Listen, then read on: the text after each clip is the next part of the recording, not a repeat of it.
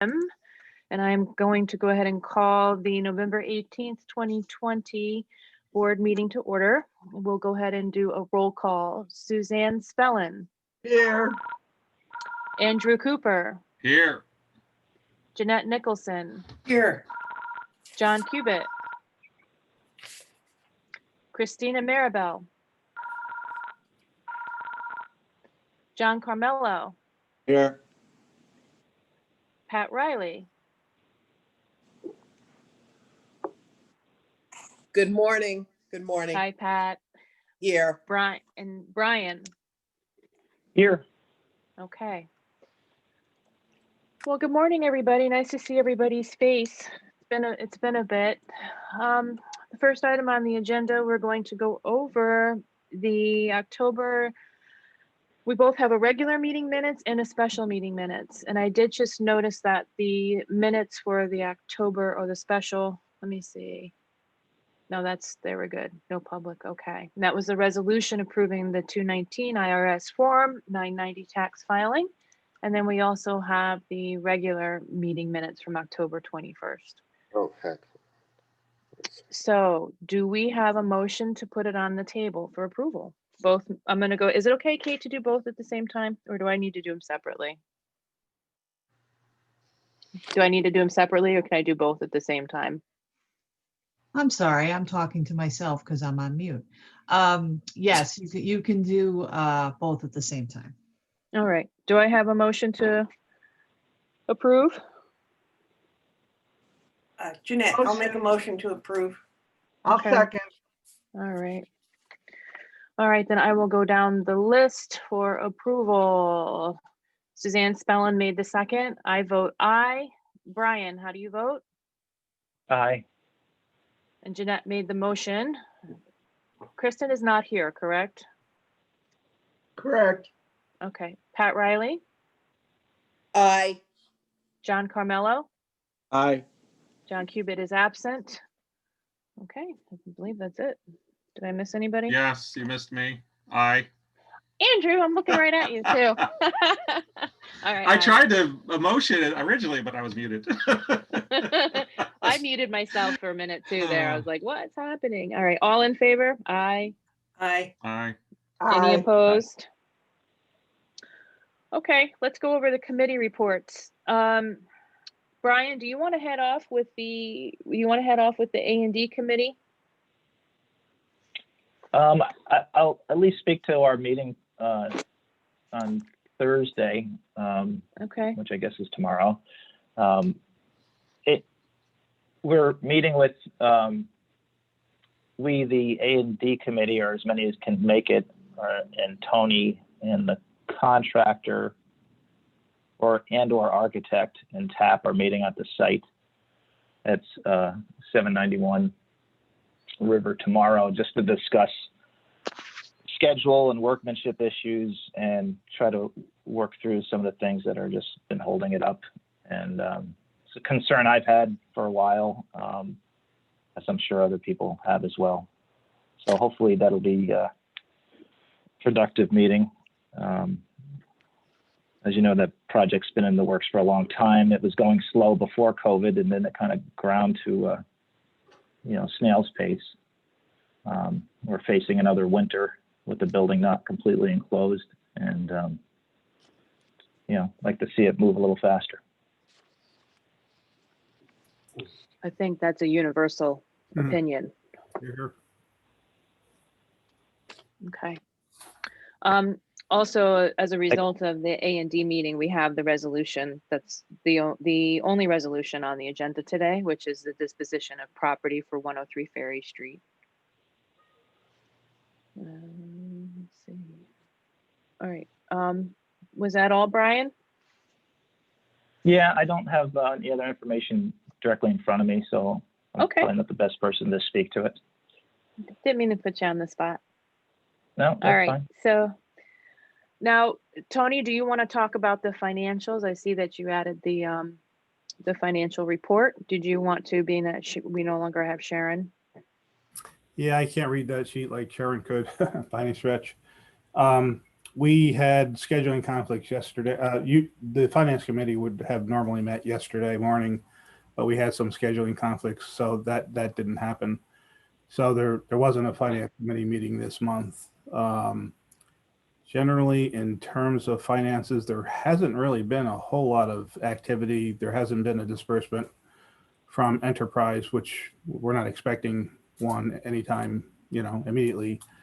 There haven't been a lot of large bills that have been paid out. There haven't been, I don't believe there's been any sales since our last regular board meeting. So things are generally about where they were last month. I have not had time to go through and do a cash flow analysis, so I apologize for that. Just haven't had the time. Okay. So any other reports? Do we want to move on to the resolution for the sale of 103 Ferry Street? Kate, do you have anything you'd like to add? Or 103 Ferry? For anything? No. Okay. All right. Well, in front of us, we have the resolution authorizing the sale of, I notice on the resolution it says multiple parcels of real property. Should that say, and then the exhibit has just the attach of 103 Ferry. Yeah, we always use the same general resolution and we change the schedule, so it's fine. Okay, perfect. Okay, so the A&D committee made a motion to put this in front of the board of the sale of 103 Ferry Street for the purchase price of $70,000. And I'm going to put it on the table for a commentary.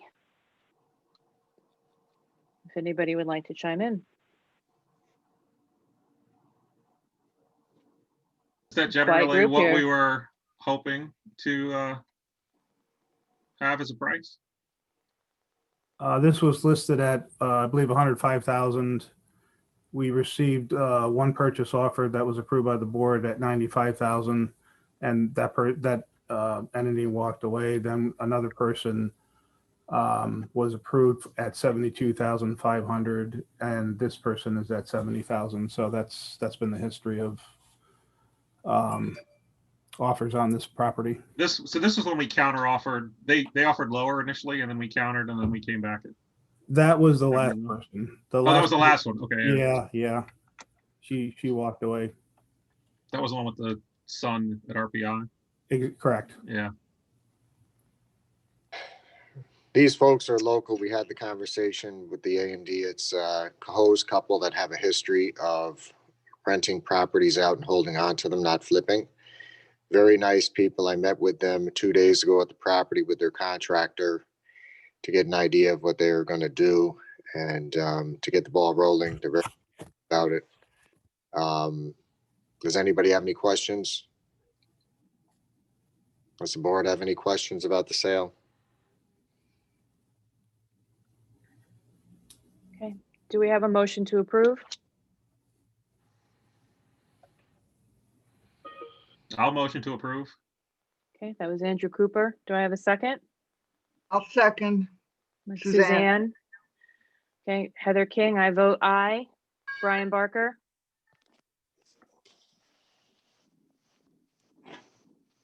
Brian?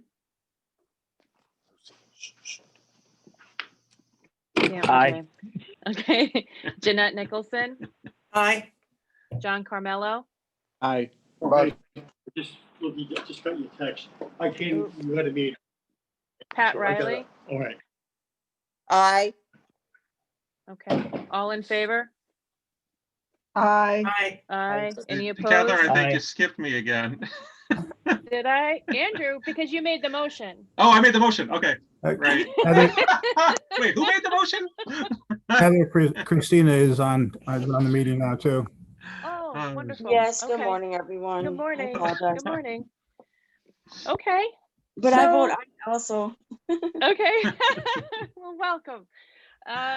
All right, Tony, I'm going to turn it over to you so you can give us an update on the grant application and also an update on the properties and probably more important, 791. Any other updates? So it's all you, Mr. Yeah. Tazi. So the COVID-19 grant application, I think at the last meeting I reported what the city, I thought I reported what the city was granting us.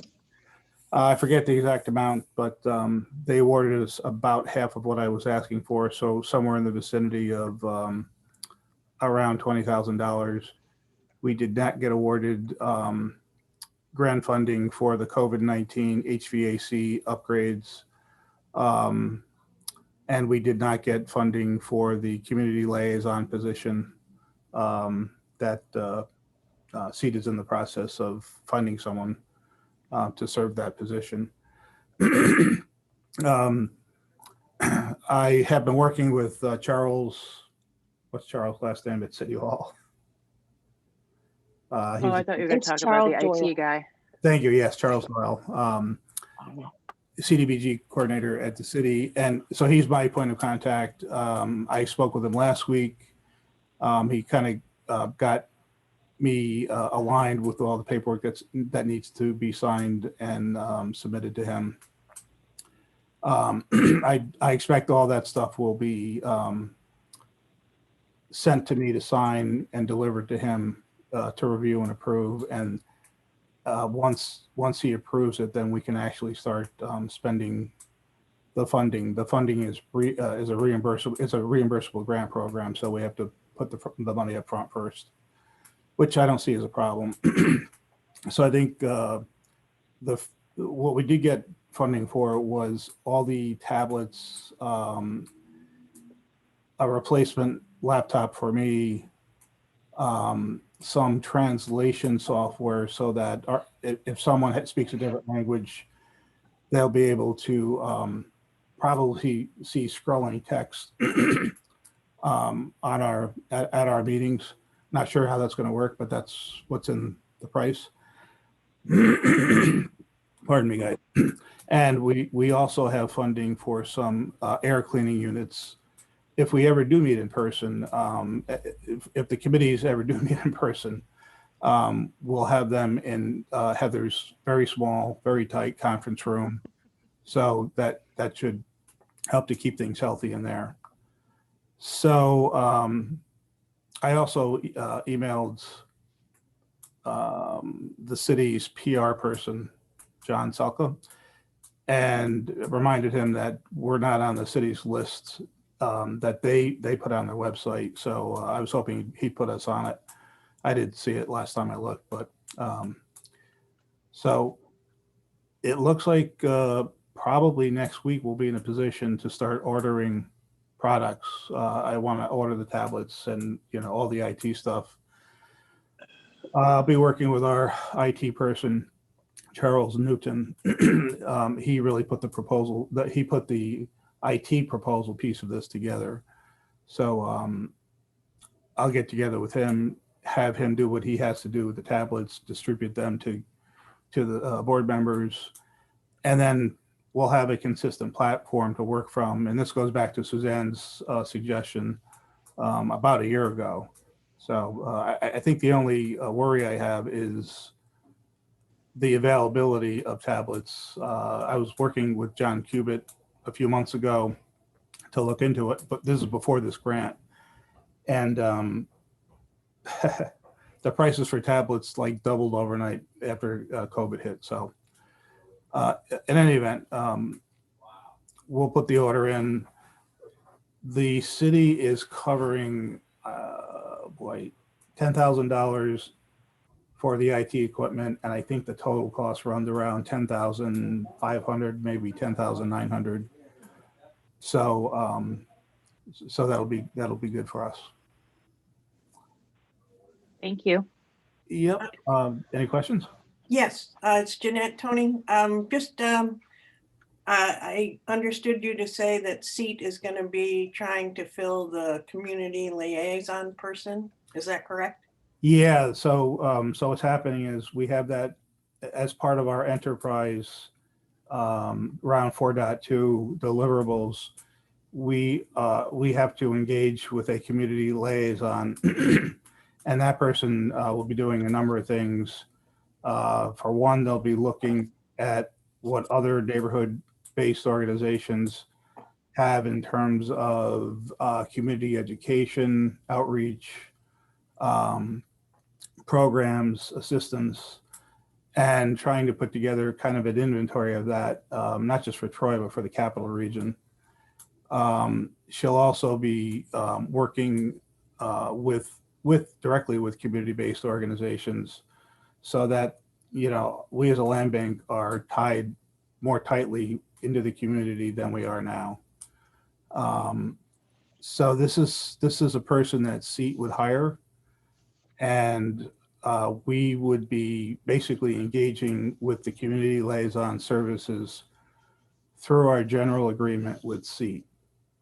And the cost of all that will be paid by enterprise funds. Oh, okay, so are there is there a timeline associated with this? Meaning, you know, this person, we hire a person, or SEAT hires a person tomorrow. I understand that it, especially if the person isn't familiar with things in the community, that it might take a while to uncover some resources.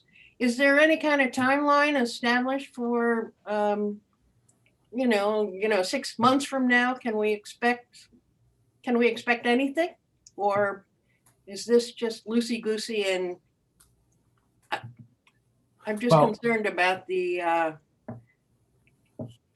position itself, actually. Well, this position really should have been filled in June. The round 4.2 period runs from June 2020 to June 30th, 2021. So there are interviews on Monday. I'll be part of those, and SEAT will be making a selection very soon.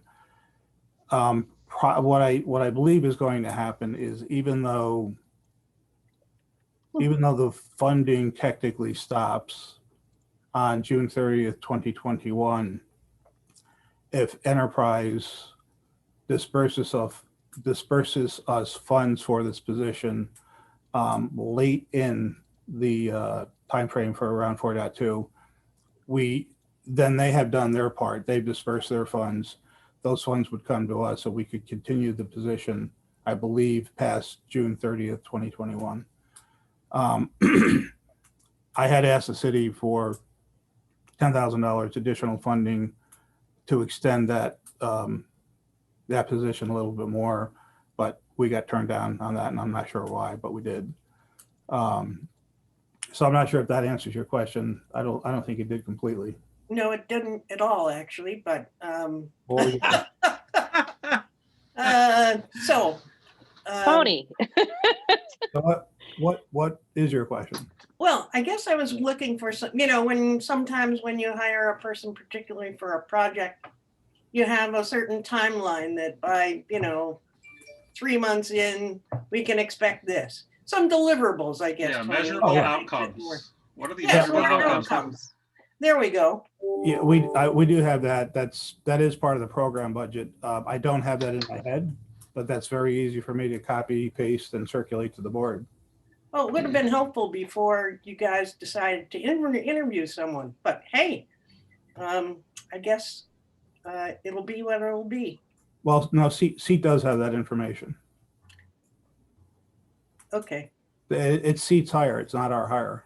I'm not going to belabor it. Okay. I Thanks. would be interested in seeing a clear, you know, job description for this person. Like, what are they?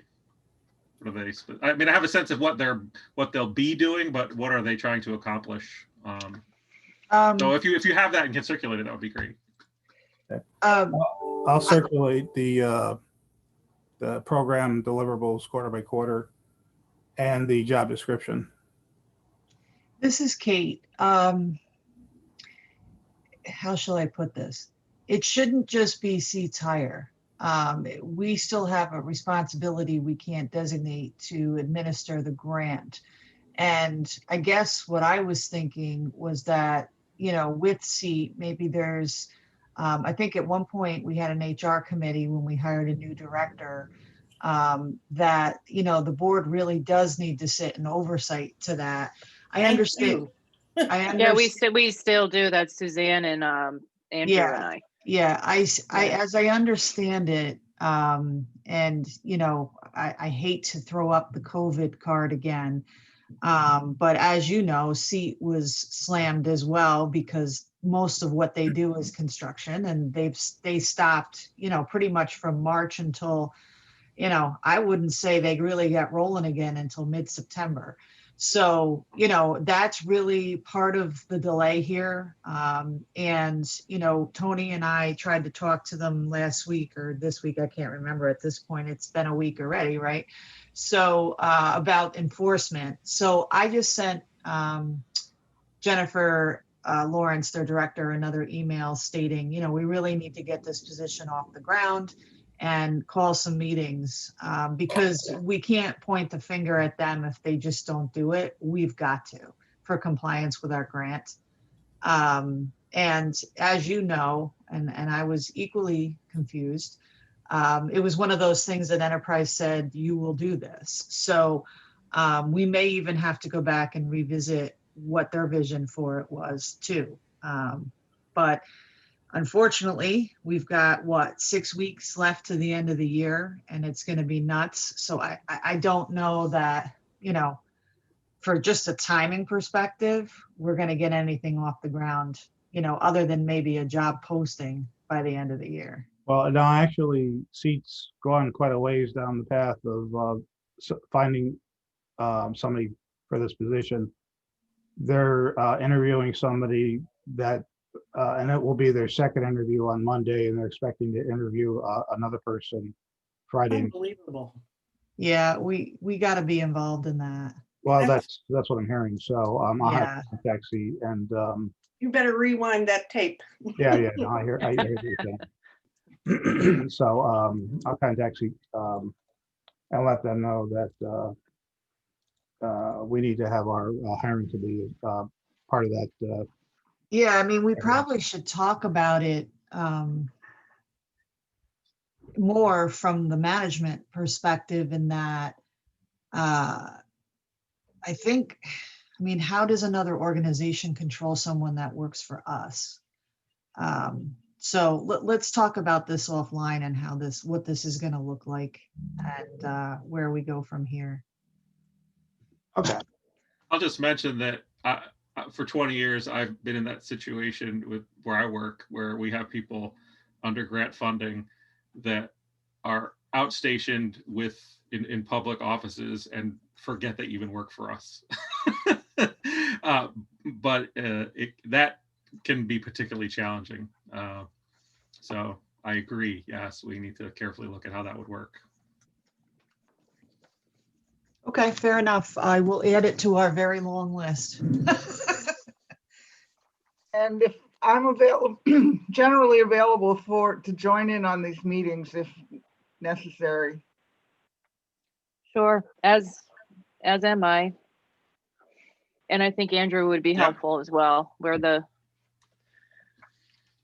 Tony, did they share a job description with you and what they posted? Yes. All right, maybe we start there. If we could circulate that would be great. Yeah. I have that. Again, I'm not seeking to undo, what they're doing, and we certainly like, their help, but I have to look at the grant funding as well, because it was my understanding they would be our employee, but we can look at different models for that. Yeah, the last time we talked about it, my understanding was we did not want to have to directly hire this person. And I saw this as someone who we were hiring through our general agreement with SEAT. Just like we have some of their administrative staff doing meeting minutes and that kind of stuff. So that was how I was feeling it. I see now the board's looking at it differently. So I will rewind the tape. Well, like I said, there's different models in that.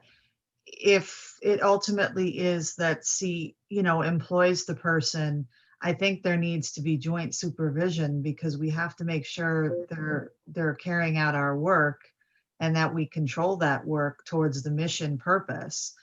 I think it's kind of hard for a community liaison position to be hosted in another organization that doesn't do what the land bank does. But these are just questions and ideas I'm throwing out there. I'm certainly not saying we shouldn't, do it the way it's going, but I think you should all have a chance to decide the way it's going to go, and should talk about that.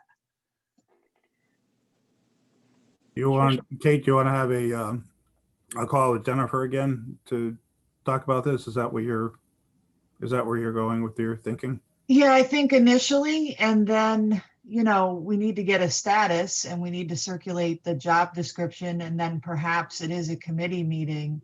What I don't want to see, and I don't mean to speak for the board or anything, but that somebody gets hired that the HR committee didn't have input on. So if anyone agrees with me, if I'm speaking out of turn, let me know, but. I don't think you're speaking out of turn, and I agree with you. I Yeah. as well agree. Me For too. sure. And the intent actually, what did Enterprise have in mind exactly? Will that be clear at all, do you suppose, Kate? I mean, can you tell that from the grant itself, or from? There's not a whole lot there, Jeanette, but only because I've seen how other land banks, operate and what kind of staff they have. And I think some of this can be discussed at the committee meeting, because we definitely need Tony's input. But for the most part, part of it is getting the word out about the land bank and what we do. That, there's properties available, what the application process is, building relationships with, organizations that are new that we don't already have, looking for partnerships, that kind of a thing. And, I suppose if they had some communications background as well or something like that, they could help us with, Yeah. just marketing that, maybe Suzanne's committee could use somebody, to do some content for some things. But, to really be out in the community, one of the things Tony and I talked about, and, this year, like I said, has just been nuts, and we all know that.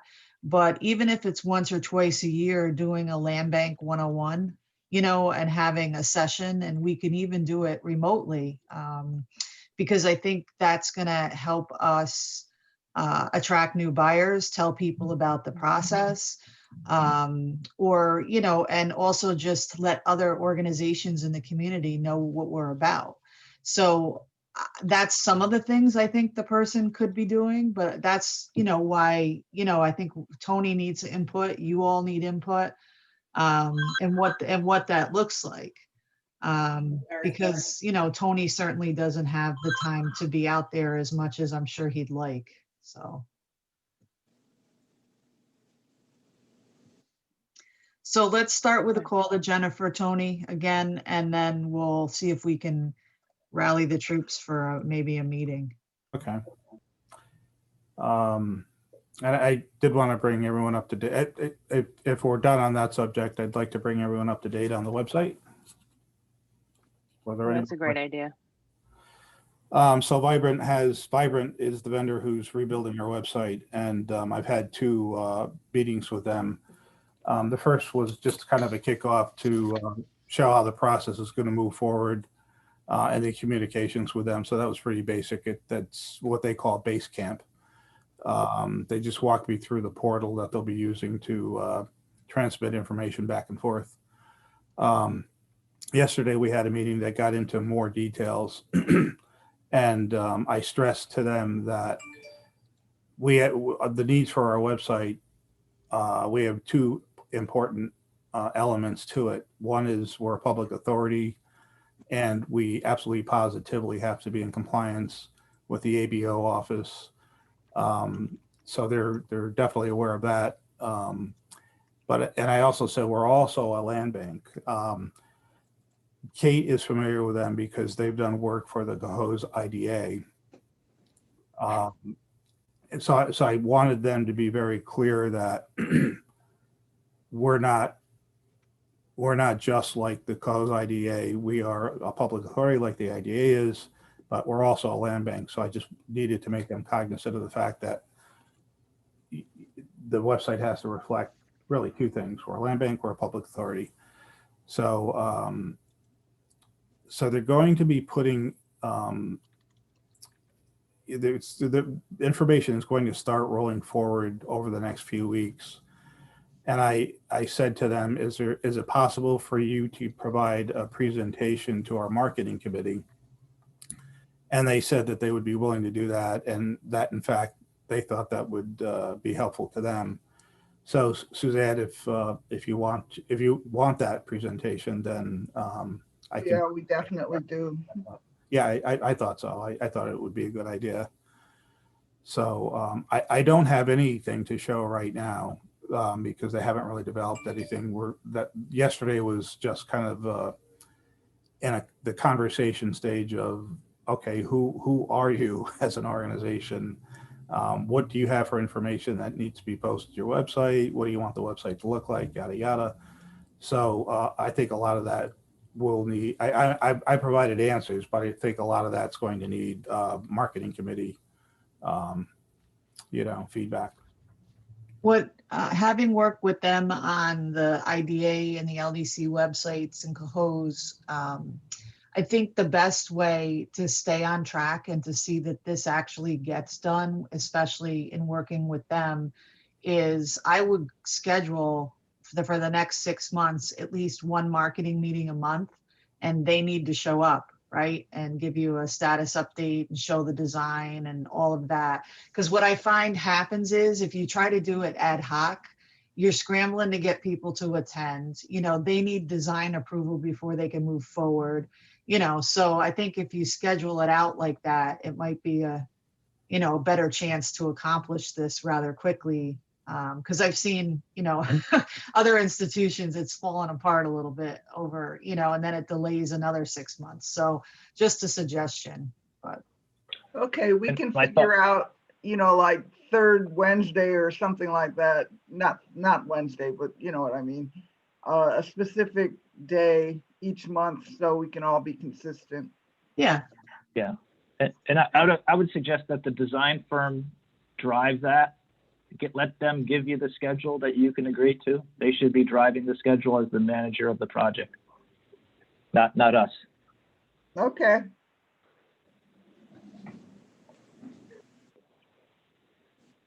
So that's where we're at with the website.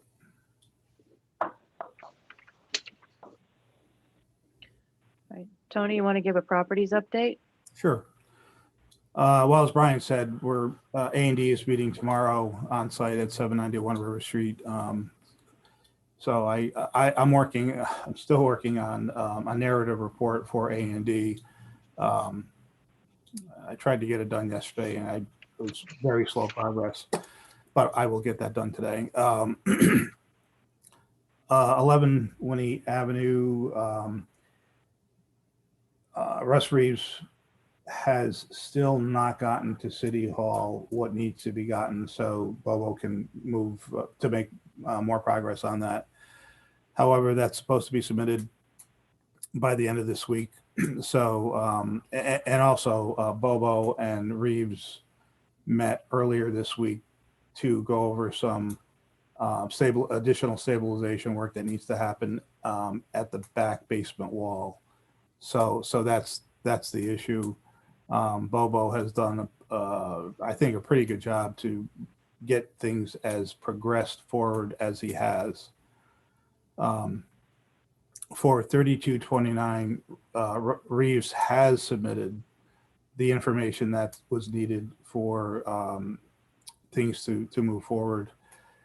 Bobo was concerned about the roof, so yesterday he went and tarped the roof as a temporary measure, and he did some temporary stabilization just so that the roof doesn't collapse in case there's a really heavy snow load on it. So the game plan is for him to really finish 11 Winnie Avenue first, and then move over to 3229 to finish the stabilization there.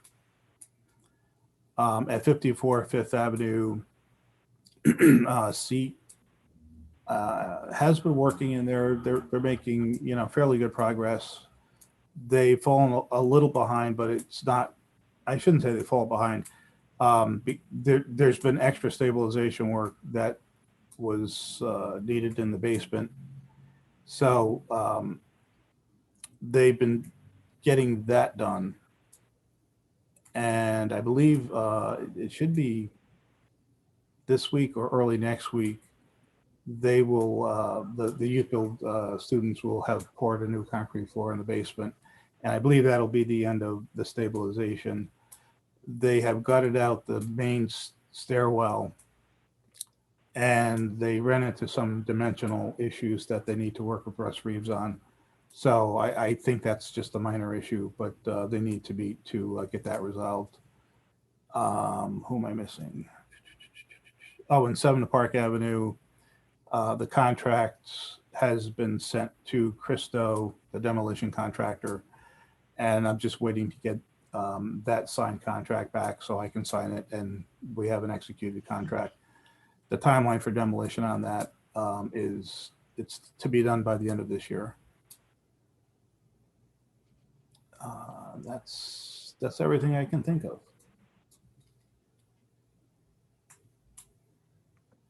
Okay. Kate, do you have anything to add? Any updates? Nope. Okay. Well, I'm going to make a motion to adjourn then. Second. Okay. All right, all in favor? Aye. Aye. Everybody have a wonderful Thanksgiving. And oh, wait a minute, Tony, did you want to introduce Albert? Well, it's not official yet, but Albert has kind of stepped forward to say he'd be interested to be on the board. He's actually been recommended by Steve Streichman. So city hall still has city council still has to make the official appointment. But I suggested that he might want to be in on one of our board meetings so he kind of gets the feel of it. Albert, do you want to maybe provide folks with a little background about yourself? You don't have to. There's no pressure. You're mute. Oh, You're on mute. You're on mute. You're on mute. There you go. Okay, good morning, everybody. My background is I worked for Pioneer Savings Bank for 27 years. I started there as a management trainee, moved over to residential underwriting and origination. And then I moved over to underwriting commercial loans. And my last position there, I was a portfolio manager for small business lending. I left the bank in 2016. So, but I was there for 27 years. So I got a heavy background in financial loan analysis. So. And I was very excited. I've been living in Troy since 1989. I bought a house down by a 3-unit down by Mangoynes in 2016. So I've been living downtown. I lived over in River Street for since 1992 or something like that. So I've been living in the city of Troy for quite some time. So. Well, welcome. Yeah. Thank you. Welcome. And he's Really got good a to see I you, was yeah. introduced to this by Steve Streichman because I'm on the IDA board. So it was just, and I've been affiliated with, I'm on TRIPS board too. So I've been, I'm on a couple of boards that do things in and around the city of Troy. So. And he's got a great baseline jump shot. And John and I battled quite a few times in the basketball league we play in. So I was a little surprised I saw your name on it, man. I was like, oh, that's a familiar name. Welcome. Yeah. Yeah, thanks. welcome. I was Hey, very excited when Steve called me and was like, "Hey," I'm like, "Ah!" I was so excited. yeah, Albert and I had a really good conversation, I thought. Hey, before we break up, I did want to say that Derek Jeter is interested to have some board members do a walkthrough of 3036 7th Avenue. He's completed that, so not sure if he's got this. Derek Jeter has a much lower batting average than the one you're probably thinking about. Right. Not as rich either. Huh? So if there are board members interested to do a walkthrough of 3036, please let me know and I'll coordinate it with Derek. Yeah, I'd like to do that. Sure. I would too. I'm actually also interested as well. Okay, so I heard Suzanne, Jeanette, Christina, Heather. Andrew as well, schedule allowing. Okay. All right, I kind of assume late in the afternoon, early in the evening is what works for everyone. Is there a day picked or not? No. I'm just Oh, okay. I'm going to contact Derek and set something up, but I just wanted. I was assuming that late in the afternoon or early in the evening is what works for most people. That was what. Yeah, pretty much. Okay. Yeah, it'd be particularly good if it was still daylight, but hey. Yeah, the light helps. Yeah, no, I know. The building's inhabited, so there's light inside, but I hear what you're saying. It's nice to walk outside and see things. Just don't forget to properly notice it. You know me, Kate. Yeah. Alrighty. All right. Well, thank you, everybody. Have a wonderful Thanksgiving. Stay So- safe, and I'll talk to you all soon. Alrighty, bye-bye. You too. You too. Bye. Thank Bye, you very everyone. much. Bye, everyone. Thanks, Take everybody. care, everybody.